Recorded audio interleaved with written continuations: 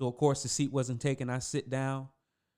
And I don't know why, but before the plane even took off, I'm talking to the lady to my left. And she's telling me about this new career that she just started approximately 7 weeks ago. She said she became an independent adjuster. She said she's been an independent adjuster for the past 7 weeks. She says she's been independent adjusting for the past 7 weeks, 7 days a week. She says for the past 7 weeks, 7 days a week, she's been making $1,000 a day.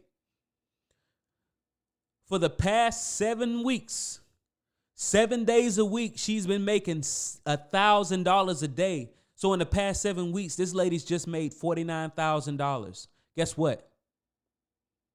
Was the name of the company the independent firm that she was making this money with?